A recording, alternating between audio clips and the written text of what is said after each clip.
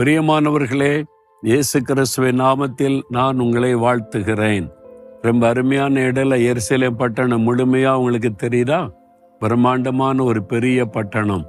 இந்த பட்டணம் சரித்திரபூர்வமான முக்கியமான ஒரு பட்டணம். இந்த பட்டணத்துல தான் இயேசு கிறிஸ்து வந்து ரத்த சிந்தி மரித்தார். இங்கேதான் அவர் உயிரோடு கூட எழுந்தார். இந்த பட்டணத்துல தான் ஆவியானவர் பொருளிந்தருளப்பட்டு முதல் திருச்சபை ஸ்தாபிக்கப்பட்டு உலகமெல்லாம் சபை பெருகினது.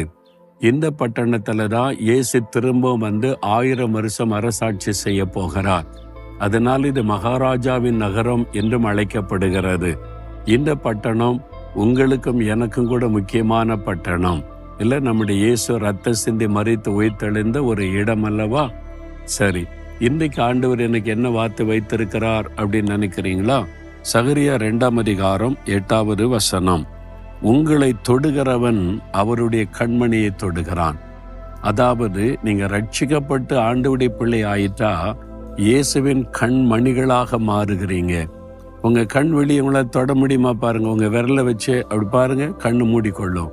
அந்த கண்மணியை தொட விடாது. நம்முடைய விரலை வச்சு நம்ம கண்ணை தொட முடியாத அளவுக்கு இமை பாதுகாக்கிறது.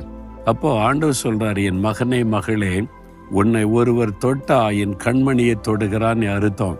யாரும் உன்னை தொட முடியாது. நான் உன்னை இமை பாதுகாப்பதை போல பாதுகாப்பேன்னு சொல்றார். எவ்வளவு பெரிய பாக்கியம் இல்ல? தேவனுடைய கண்மணியாய் இருப்பது, இயேசுவின் கண்மணியாய் இருப்பது எவ்வளவு பெரிய பாக்கியம். நீங்க சொல்லணும், ஆண்டவரே உம்முடைய கண்மணியாக என்னை வைத்திருக்கிறதற்காய் ஸ்தோத்திரம்.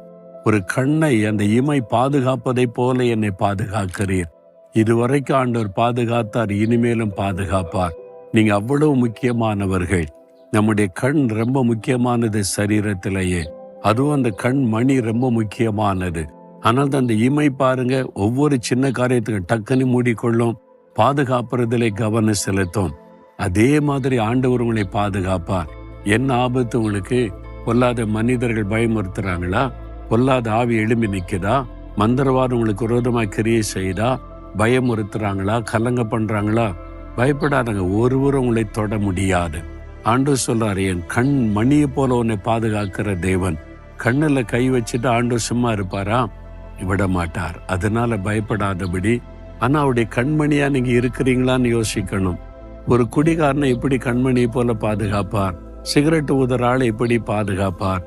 லஞ்சம் வாங்குற ஆளை எப்படி ஆண்டவர் பாதுகாப்பார்? அநியாய அக்கிரம செய்ற ஆளை எப்படி பாதுகாப்பார்? அப்போ ஆண்டவருக்கு பிரியமான வாழ்க்கை வாழ ஒப்பு கொடுக்கணும்.